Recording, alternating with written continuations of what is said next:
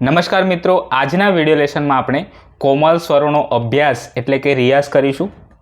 તો જો તમે હાર્મોનિયમ શીખવા માંગતા હોય તો વિડીયોને અંત સુધી જોજો। સાથે સાથે ચેનલ ઉપર પહેલી વખત આવ્યા હોય તો હાર્મોનિયમ શીખો સિરીઝ એપિસોડ નંબર 1 થી 7 અપલોડ થઈ ચૂક્યા છે, તો આ બધા જ એપિસોડ જોઈ લેજો।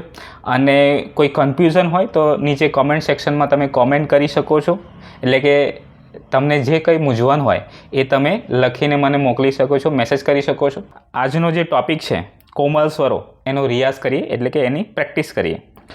તો મિત્રો, જે રીતે આપણે શુદ્ધ સ્વરોની પ્રેક્ટિસ કરતા હતા એ જ રીતે આપણે કોમલ સ્વરોની પણ પ્રેક્ટિસ કરવાની છે, બરાબર। ટોટલ 12 સ્વર છે, તો 12 સ્વરની પ્રેક્ટિસ કરવી ખૂબ જરૂરી છે, કારણ કે 12 સ્વરોનો ઉપયોગ અલગ અલગ ગીતોમાં થતો હોય છે અને આ 12 સ્વર આપણા માટે ખૂબ જ મહત્ત્વના છે। તો મિત્રો, આપણે કાળી 1 થી પ્રેક્ટિસ કરીશું, બરાબર, અને એ પણ મધ્ય સપ્તકમાંથી। તો મિત્રો, આપણે પ્રેક્ટિસ મધ્ય સપ્તકના સા એટલે કે કાળી 1 થી કરીશું। આપણી પાસે જે હાર્મોનિયમ છે એમાં મધ્ય સપ્તક અહીંયા છે અને તાર સપ્તક આ છે, બરાબર, એ ખાસ ધ્યાન રાખજો। તો મિત્રો, સૌપ્રથમ આપણે સાનો અભ્યાસ કરીશું, ઇન્ડિવિજ્યુઅલ સ્વરોનો અભ્યાસ કરીશું, તો તમને પ્રોપર ખ્યાલ આવશે। તો સૌપ્રથમ આપણે સા, ત્યારબાદ કોમલ રે, પછી કોમલ ગ, મ, પ, ધ એટલે કે કોમલ ધ, કોમલની અને સા। આ રીતે આરોહ અને અવરોહમાં પ્રેક્ટિસ કરીશું। મિત્રો, જે રીતે આપણે શુદ્ધ સ્વરોની પ્રેક્ટિસ કરતા હતા એ જ રીતે કોમલ સ્વરોનો ઉપયોગ કરીને આપણે પ્રેક્ટિસ કરવાની છે। તો જે મિત્રો સિંગિંગ પ્રેક્ટિસ કરે છે એમના માટે પણ આ ખૂબ ઉપયોગી લેસન છે, એટલે કે કોમલ સ્વરોની પ્રેક્ટિસ કઈ રીતે કરવી એ આ વિડીયો દ્વારા તમને પ્રોપર ખ્યાલ આવી જશે। સા,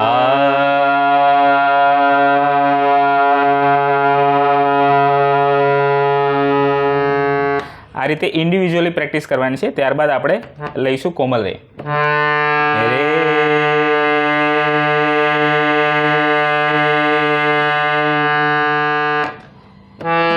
ગ,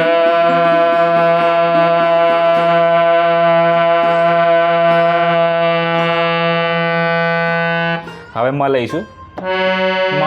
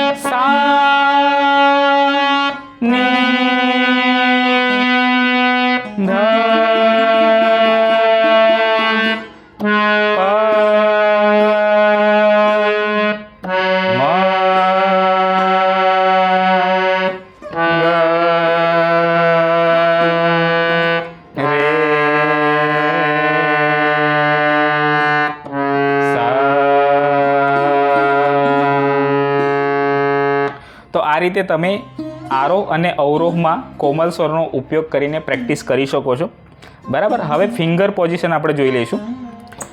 તો સા એટલે કે કાળી 1 ઉપર આપણે ફર્સ્ટ ફિંગર એટલે કે પહેલી આંગળીનો ઉપયોગ કરીશું, બરાબર, આ રીતે। ત્યારબાદ કોમલ રે, એમાં અંગૂઠો આવશે, પછી કોમલ ગ, એમાં આવશે પહેલી આંગળી, તો આ રીતે સા રે ગ, મ ઉપર આવશે બીજી આંગળી, બરાબર, ત્યારબાદ પ ઉપર આવશે ત્રીજી આંગળી, કોમલ ધ ઉપર આવશે અંગૂઠો,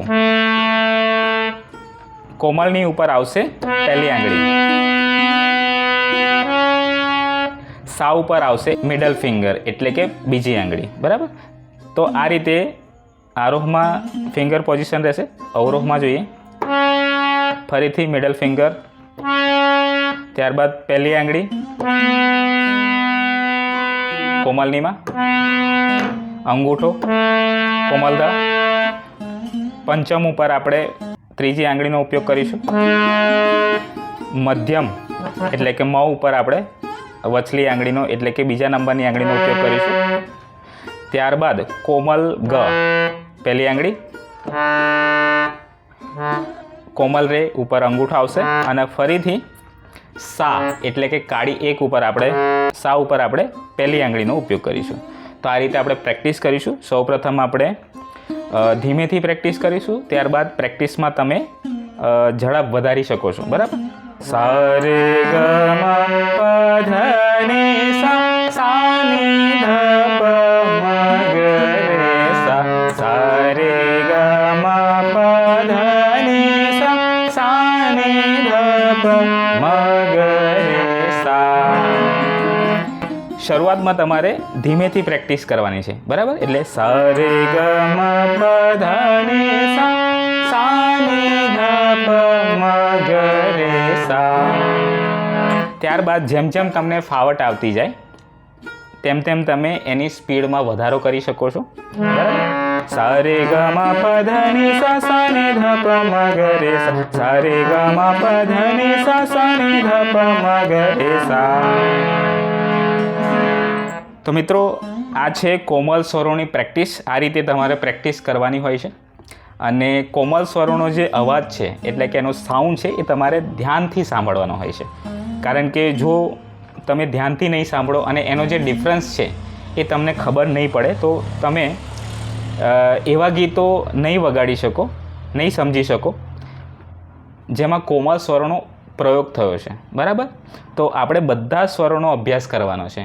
તીવ્ર સ્વરનો પણ આપણે અભ્યાસ કરવાનો જ હોય છે. બરાબર.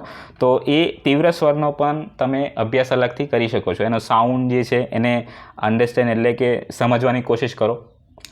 તો મિત્રો, વિડીયો ગમ્યો હોય તો વિડીયોને લાઇક, શેર અને કોમેન્ટ કરી દેજો. સાથે સાથે ચેનલ ઉપર પહેલી વખત આવ્યા હોય તો ચેનલને સબસ્ક્રાઈબ કરી બેલ આઇકન ક્લિક કરી ઓલ પર ક્લિક કરજો, જેથી કરીને આવનારા તમામ વિડીયોની નોટિફિકેશન તમને પ્રાપ્ત થઈ જાય.